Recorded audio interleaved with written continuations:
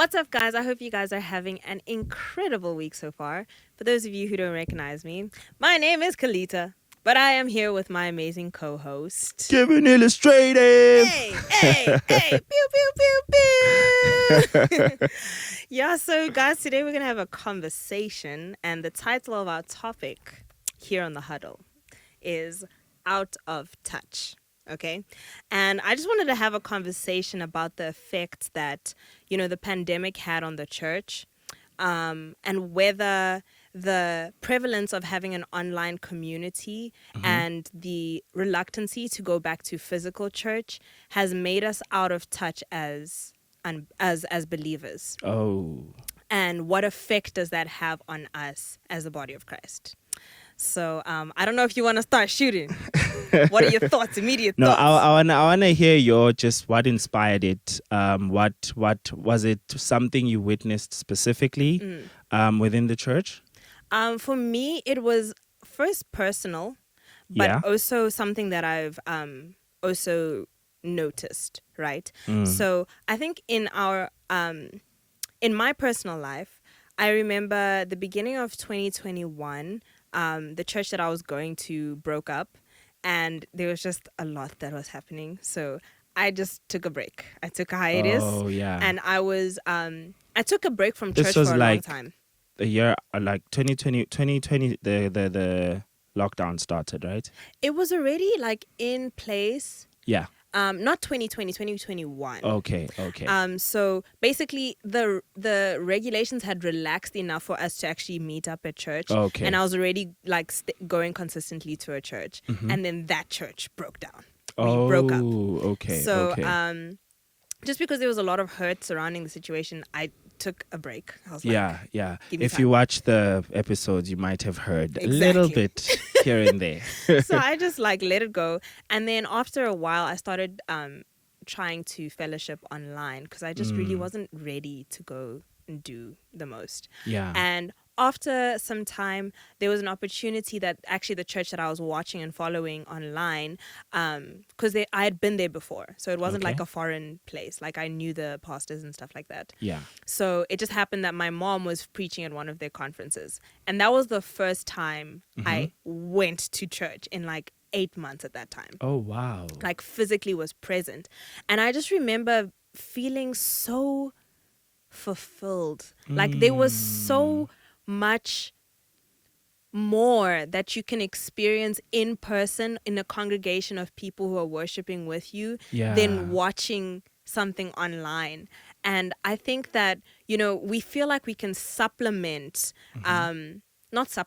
we can replace going to church physically by, watching things online, and we feel like it's the same. But I feel like we've become out of touch. Out of touch. Yeah, I get you. And we are missing a very critical part of our relationship concerning God, just by being so far removed. Yeah. Yeah.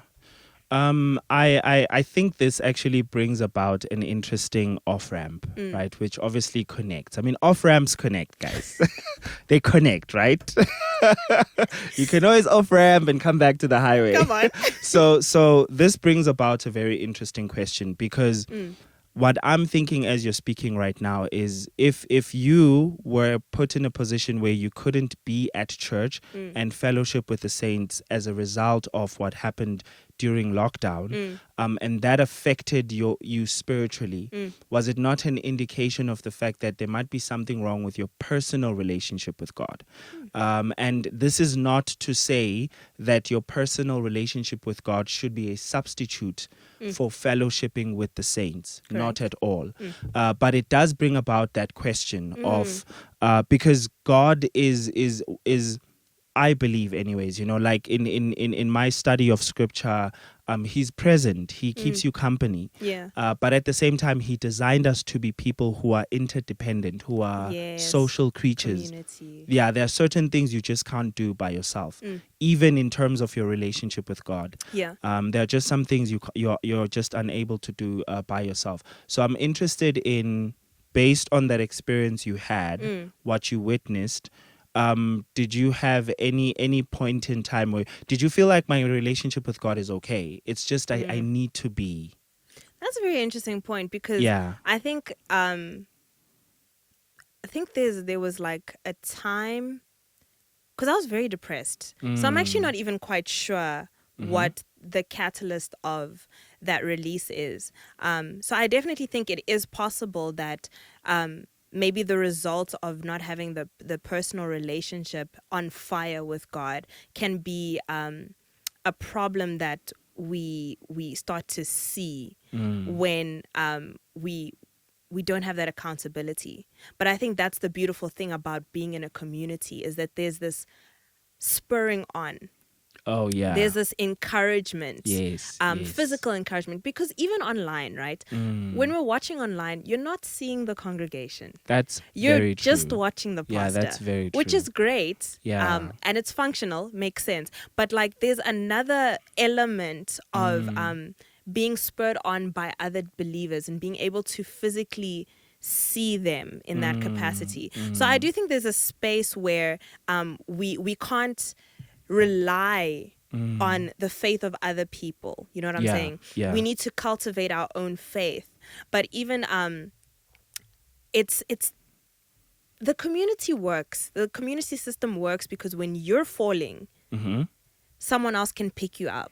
Yes. And when someone else is struggling, but you're in a strong place in your faith, you're able to hold them up. So I don't know. I think it's a very interesting dynamic. I see what you're saying. Like yes. I can't say that it's one thing or the other. I think that everything kind of works together. In a melting pot. Yeah. I think I'm about to convict myself right now, Uh-oh. right? I'm actually trying to search for a particular scripture. Yeah.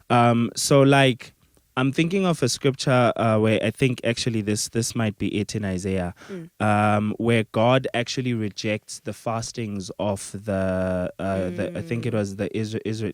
Obviously, it was the Israelites. Yeah, I mean, there's no one else. You know what I mean? Yeah, where he says that. Yeah, there we go. But we are all as an unclean thing, and all our righteousness are as filthy rags. And we all do fade as a leaf, and our iniquities, like the wind, have taken us away. So the thing about this scripture is there are some things, or the one thing I believe about being a Christian and having a relationship with God, something that's very essential about that relationship is service, right? And I feel like if you are sitting, this is one I know I feel very convicted about this. He says I am shaking. Like very, very like proper conviction. Yeah, because I personally know it's interesting the way God designs things, right? So like praise is something directed at him. Yes. And yet it still benefits you. Exactly. You know what I mean? So even that thing of service, it's a thing that you're supposed to do for other people. Yes. And yet God designed it in such like those who serve are the greatest in the kingdom. Exactly. Yeah, so there's a thing about it I've been missing about church. That thing of just serving. Yeah. Obviously, I do it outside of church, but there's also a unique thing about being able to be of service to your brothers and sisters. Yes. Right? Yes. Yeah, which I do at times. I get very frustrated at churches that don't have that culture of being able to. If someone has to leave your church, I mean, think about this, right? If someone has to leave your church because they don't have food at home or because they don't have the right clothes. I mean, believe it or not, but there is such a thing as a middle class church, right? And of which I have no problem with that. That's okay. Yeah. That's okay, because we all live in different classes, right? Completely. And those who have will then be able to give to those who do have. Exactly. But now, if you're in a middle class church and you have someone who lives in an affluent area, but that's literally what all they can do is just be here. I'm just here for the vibes. Yeah, understand what I mean? I'm just here for the vibes. Like when we start having to go out for pizza after church service, that's when you start to see who's struggling and who's not. Exactly. And how sincere are you about you know what? I spotted that. I don't want any. You don't want to make it awkward. Thank you. Thank you. But I see. Yes. But I see it, and I don't want it to be spotlight on me. Look who I gave to. So the point of me getting into all of that is to say this. So firstly, there's the element of relationship. Yes. Where we need to be encouraging one another that you touched on. And then there's the element of just wanting to serve. Yeah. Right? Just I remember like how I got consumed, especially men. Like, I know you're probably not going to believe this, but when men decide to serve, men choose a place and decide I'm committed here and I'm going to serve till I die here. It's done. Done Like deal. when exactly Contract. that's why like men have such a great capacity to serve. They die for countries, they die for generals. Loyalty. They have a sense of loyalty. They will literally stick to the same brand till they die. And you'll be like, but this one is cheaper and it's better. And like, that's not my problem. and the disclaimer here being the fact that I'm generalizing. Yes. So generally, more often than not, you'll find men are very good at serving. Many men are very good at loyalty, as long as they've decided that this is where I want to serve and this is where I want to die.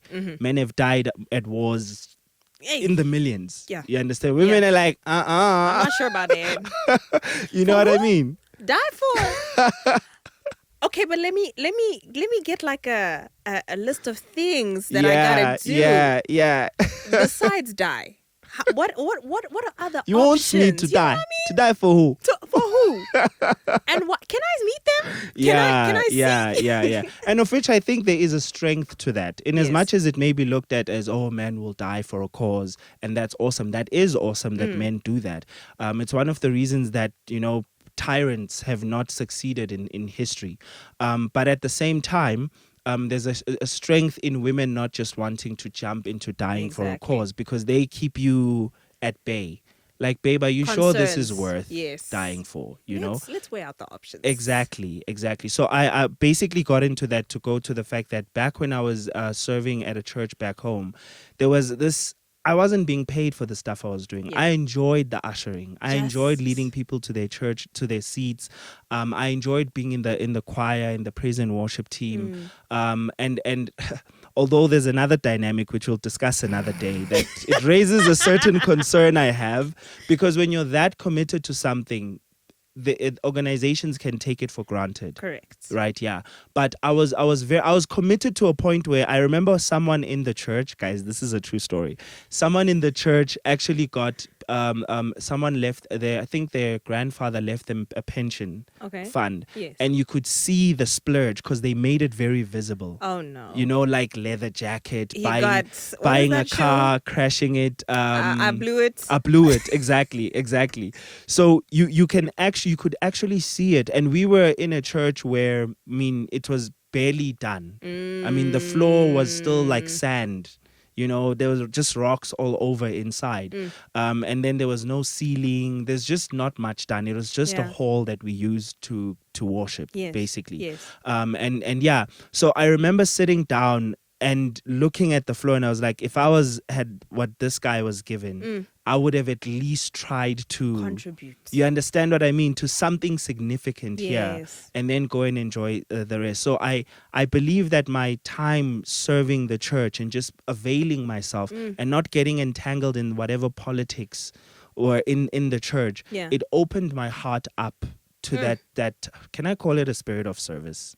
Yes. Right? Yeah, Yes. it opened my heart up to the spirit of servitude, which I believe is another element that we can only practice when we are amongst in brethren. Community. Exactly. That is so true. Yeah, exactly. That is so true. And I think the beautiful thing about service, that it is a symbiotic relationship. You serve others, but you're really serving yourself as well. God made it so advantageous for us to be serving. Every time I think about the concept of service, I think of the Levites and how they were constantly serving in the temple of God. However, they were also being provided for, in the sense that God said, okay, cool, after this offering is given, you guys can eat of this. Like, it was a symbiotic relationship. They were serving the people to help them get close to God. But at the same time, God was providing them. So they didn't have to go and do extra work and plant things. God actually just took care of them. And I think that's a beautiful thing about serving others, is that we think we're doing the most for other people. But what we're not seeing is how God is pruning us, how God is making us more wise, how he's sharpening our gifts and, making us better people, just because we decided to set aside 2 hours of our time on a Sunday just to help other people. And you see how God helps you in return, just because he sees your heart of service. And I think that's beautiful. I do have a question though. Yeah. Like, beyond the having this thing of going to church online only, Yes. I think the other thing that I've been noticing is that there's just kind of like a lot of rogue Christians. Okay. In the sense that I think when you are quote unquote submitted to an online church, Yeah. I don't think there's that accountability as we're used to in like a physical church. And that's why I'm starting to get a little bit concerned about us not emphasizing how important it is to gather. And this may not be in a church setting. Even if you're gathering, with Christian friends and you just, praying or reading the Bible, I think that is considered gathering, in my opinion. Okay. If you look at the Acts church, they weren't just like, they gathered every day.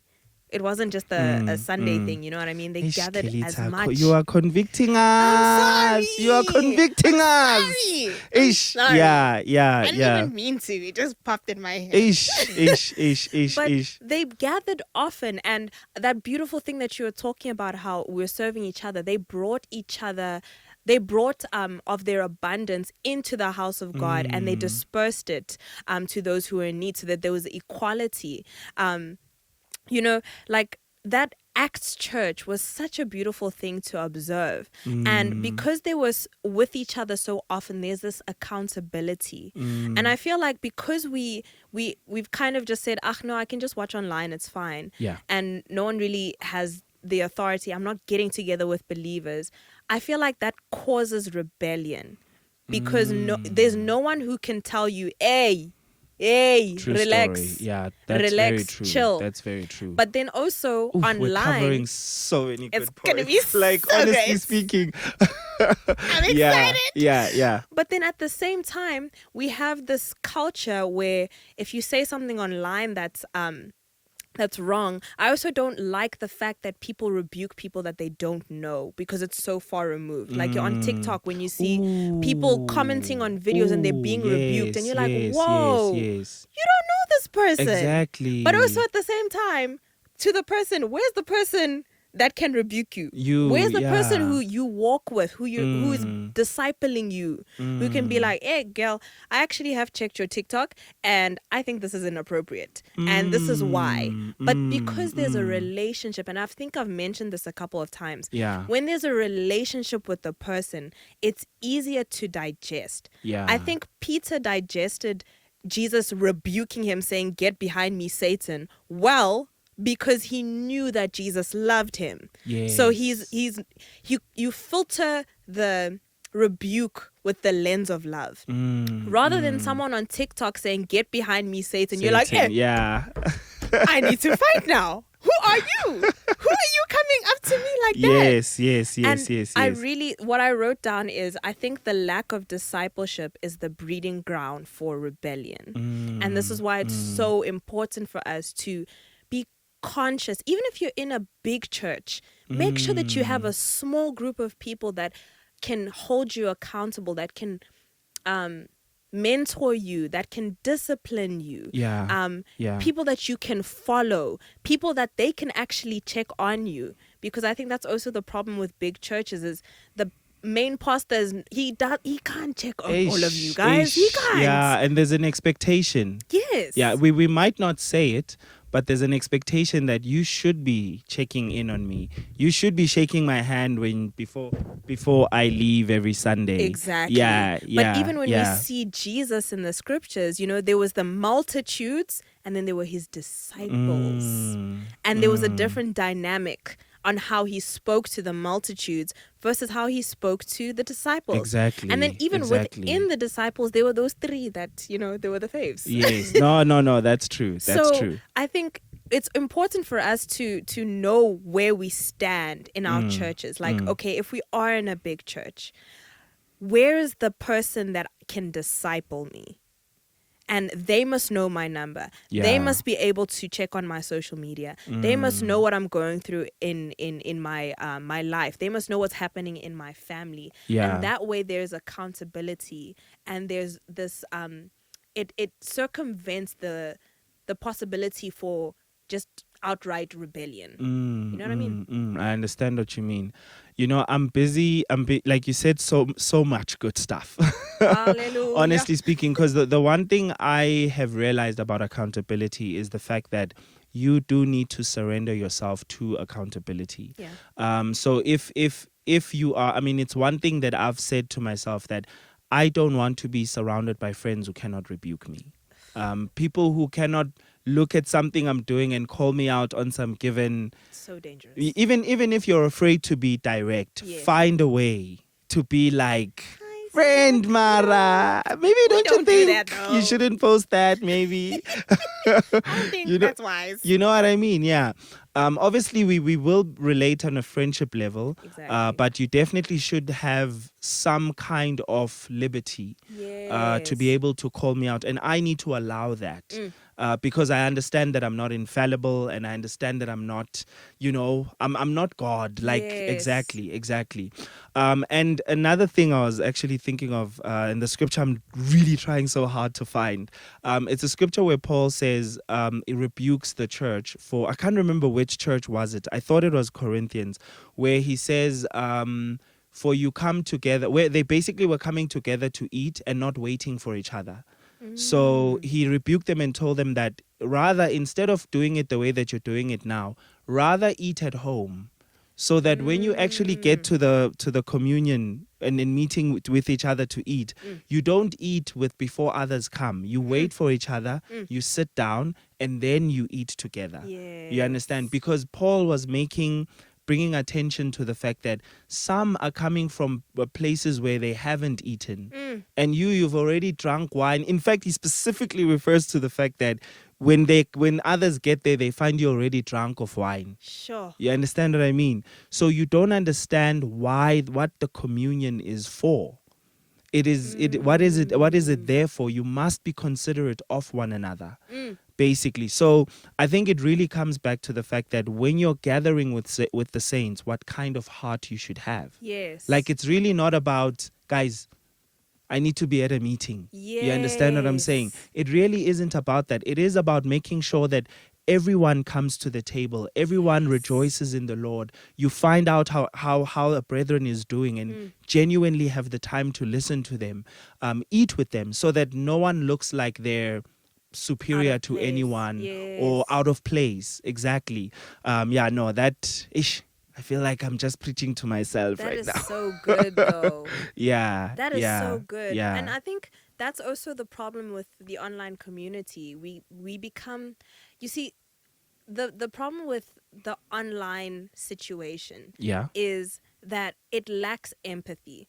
And we had kind of this conversation when we talked about celebrating savagery. Yes. Of how it's easy for me to, be callous online because you're a person, I don't know you. Like, you're just a face on a screen. Exactly. Except it would be a lot more difficult and would take a lot more liver for you to do it Live. when the person's standing in front of you. Absolutely true. And I think that when we are in communities, it is a lot harder for us to not yo. Let's try this again. Empathize with other believers, I think even just the fact that sometimes, we do a lot of our charity online, we just give online. Yes. Or it removes that person, that moving moment that actually makes it leaves an imprint in your heart, when you're giving to someone who is in need in person, you're like, wow, it really touches you. But that imprint gives you the impact it gives you the it leaves an imprint in your mind, Yeah. so that you do it more often. More often. You know what I mean? Yeah. And I think that is the thing about being in the Christian community, right? Mm-hmm. When we are in community, we understand the importance of service because we see it. Yes. We see the fruit. We Yes. understand the importance of giving because we see the fruit. We Mm. understand the importance of just being like godlike, man, because we see the fruit. And I think that's one thing that I just want everyone to remember is, don't get desensitized by just allowing everything that you're learning about God to be on your screen. Oof. It's so important for us to feel, to sense, To be inconvenienced. to be inconvenienced. Yes. And Yes. wake up on that Sunday morning. It creates a sense of discipline. Yeah. Yeah. Of what's that thing? Commitment. Yes. To go to church on a Sunday, to gather, and you will see the benefits in your life. You will see it when someone comes and says, "Sister, I've been watching you for the past month and I don't think you're okay. Can I pray with you?" And you just get so encouraged that someone sees me. Yeah. But not just someone. God sees me through this person. I'm not just struggling by myself. Oof. And we can be that on the other side. We can be Yes. God's eyes, seeing people for what their needs are and what they are really trusting God for, because we are present with other believers. Exactly. Oh my goodness, this is so good. Like, this is so good. I especially love the fact that we touched on very different reasons that are very essential to gathering as saints. Yeah. Right? Because there's the part of just encouraging one another, Yes. us being social creatures. Also, I know this is not something that you should intentionally use church for, but there is that network element, right? Yes. It shouldn't be definitely shouldn't be the reason you go to church, to network. Come on. Right? But it should be something that comes as an added benefit. Yes. You understand what I mean? Yeah. Yes. So it definitely should be the byproduct of you going to serve someone, of you going to be encouraged, of you going to have people that are accountable, that keep you accountable. Yes. And that you have people that you keep accountable. I'll be honest in saying I'm not very good when people start saying, Given, I think we should start a group to keep each other accountable. Nah, fam. It's just me. Like, Me against the world. like, count me out. I'll be like, Said, I'll be disappear. over there. And I'm really not trying to say that's a good or bad thing. The thing is, I tend to prefer accountability to be more organic. Yes. And I am very intentional about putting myself in people's lives who keep me accountable. Yes. Even if I literally, legit, I have friends who barely or have never visited me. I literally go and visit them because there's that value that I get from the relationship. And we'll sit down and we'll talk about, so what are you busy with in your life? What is your plan for the next move? Sure, that's beautiful. Who are you hanging out with? They'll ask me questions like that. Like, I'll even tell them things that I did and I'll be like, look, I know I shouldn't have done this, but I did this. So now we're here. Giving them the opportunity to call me out. You Yes. understand what I mean? So I am quite intentional about that. And I'm not going to say that I'm perfect at it or I do it with the utmost transparency. I just find accountability groups to be a bit claustrophobic. And I know, look, I am admitting the fact that there is a place for them. I know there's a place for them.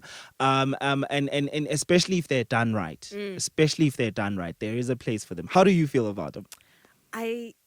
Man, like I also I like the organic kind of thing, you know. It's more, it makes more sense to Yeah, me, you know. yeah.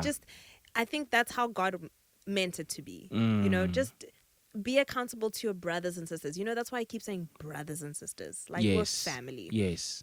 But this was a very fruitful conversation. Yeah. I am so glad that we went into all of these things. And, I'm not trying to say that if you're in a situation where you cannot go to a physical church, that I'm condemning you, okay? But I am saying that it is important for those of us who can go. Go to church. Just go to church. Go to church. All right. Go to church. And with that being said, I hope you guys enjoyed the podcast.